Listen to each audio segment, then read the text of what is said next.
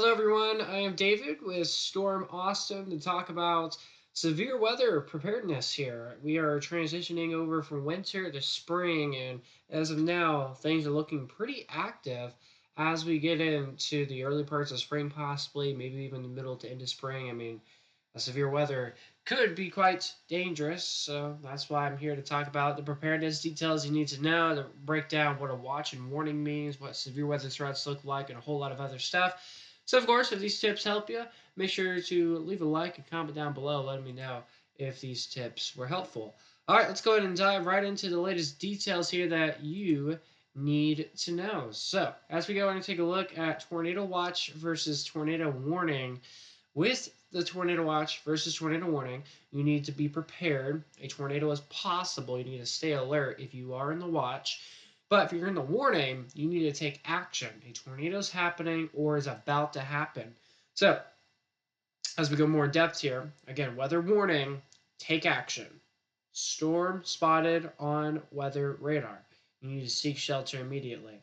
So, how tornado warnings get issued is the radar either indicates it, a storm spotter either reports it, emergency responders either see it, or the public could confirm a report of a funnel cloud or even a tornado, and that could prompt a tornado warning. So, what to do in a tornado warning?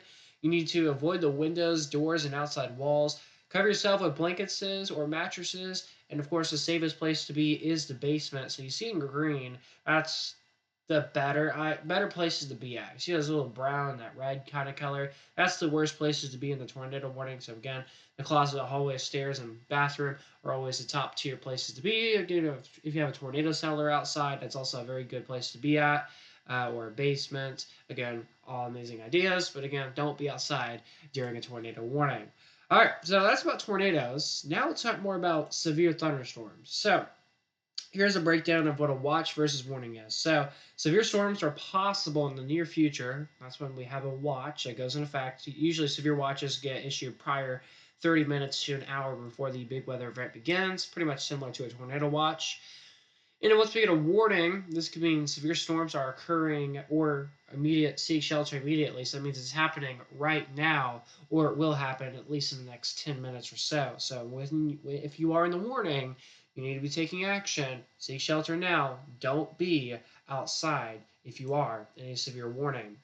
And of course, let's go ahead and talk more about what this means. So, what to do in a severe thunderstorm warning? Once again, so here's a breakdown of what these are. So, in the beginning stages of just a regular severe warning, this is for hail at least up to quarter size hail. We can have wind gusts up to 58 miles per hour. So this is a basic low grade severe warning. It's nothing too bad, nothing too crazy. But there's a next level to this. There's three levels. Let's talk about the second one now. This is called a considerable threat. How does a considerable tag of a severe warning get issued? You need to have hail at least 1 inch in diameter or higher, or excuse me, 1 inch or higher. It is golf ball size hail, so 1.75. That's golf ball size hail. And it has to be a lot larger than that possibly for a considerable tag of severe warning to get issued. We are supposed to have wind speeds at 70 miles per hour or greater. One thing I want to mention real quick is I'm going to be talking about hail and wind. I'll give you the criteria on how a severe warning should get issued. So, and or. So, sometimes it will just be the hail that prompts a severe warning. There might be no wind. Sometimes it might just be the wind that prompts a severe warning and there's no hail at all. Again, it varies on what threat is in place. So, again, that's a breakdown of those two. And then the worst severe thunderstorm warning to be in, this is actually technically like a tornado warning, is a destructive threat tag. This triggers a wireless emergency alert. Sometimes tornado sirens even go off as well when a destructive threat tag has been issued in a severe warning in your location. This could have hail up to 2.75 inches in diameter. This is up to baseball size hail. Sometimes we've had hail upwards like grapefruit size hail, which is very large hail over 3 inches. But also, we get up to wind gusts up to 80 miles per hour or greater. And with wind speeds like that, there's always a good chance for a spin up tornado that could try to happen. You could get blown away pretty easily if you're outside an 80 mile per hour wind. So you definitely want to stay indoors if you have a destructive tag of severe warnings or any kind of severe warnings. All right. So as we get more into the spring season, you're going to hear meteorologists, weather enthusiasts, forecasters. They're going to be talking about severe weather outlooks. They're going to show you a severe weather prediction. They're going to give you a map. And this is just a quick breakdown, level by level breakdown here of what severe outlooks look like. So marginal risk, that's the lowest there is. It's a level 1 out of 5. It's nothing too bad. But what you can expect is some isolated severe storms. It's the lower coverage and intensity. There could be some hail. There could be some wind. Typically, we're thinking like quarter-size hail, winds up to 60 miles per hour, maybe a brief spin-out tornado or two, but that's pretty much it, marginal risk. Once you get to a slight risk of severe weather, that's where we're saying about scattered severe storms, short-lived and not super widespread, so about 60 to 65 mile per hour winds, up to hail, maybe up to about, what, half inch maybe? And again, maybe a few isolated tornadoes. And in the enhanced risk, this is where things get a little bit more numerous and get more widespread. This is where we could have the threat of some EF2 tornadoes or greater, possibly. Strong winds upwards of 70, if not 80 miles per hour. And then once you get to a moderate risk of severe weather, this is where widespread severe storms start to happen. Long-lived and intense storms. So we're talking like EF2 to EF3 plus greater tornadoes possible with wind speeds up to 75 to 80 miles per hour. And then when you are in a high risk of severe weather, this is a level 5 out of 5. This is max risk. This is a very rare, it's really rare to get a high risk of severe weather. If you are in a high risk of severe weather, well, widespread severe storms is likely, long-lived and very intense. There's a high likelihood that you could get an EF3 or EF4 tornado, maybe even an EF5 tornado in your location. So when there's a high risk of severe weather, you need to make sure you're prepared. Make sure you have a way to receive weather alerts. No weather radio has some batteries in it. Make sure you got those flashlights. If you have any important papers or anything like that, gather those ready ahead of a severe weather threat or an event that could come your way.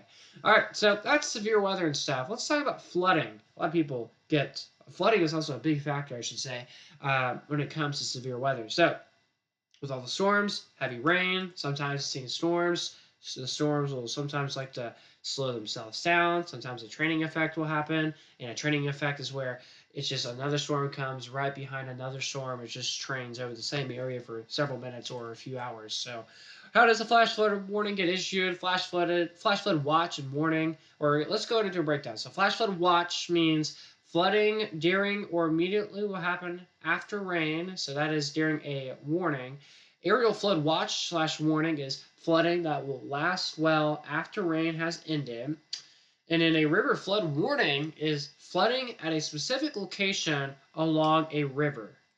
As of now, I do not think there's any like lake warnings for like flooding. Don't think there is, but I'll have to find that out once we end the video here. What to do in a flash flood warning? Turn around, do not drown. If you see water on the roadways, do not drive in it. Move to a higher ground if flooding threatens. Do not let children play in flooded areas, especially when there's water in an unknown area that you typically don't see water at.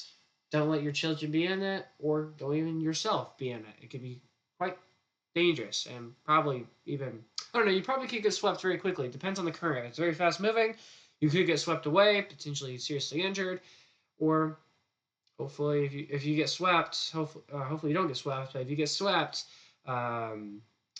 really hope someone finds you. But again, look at the picture right behind you.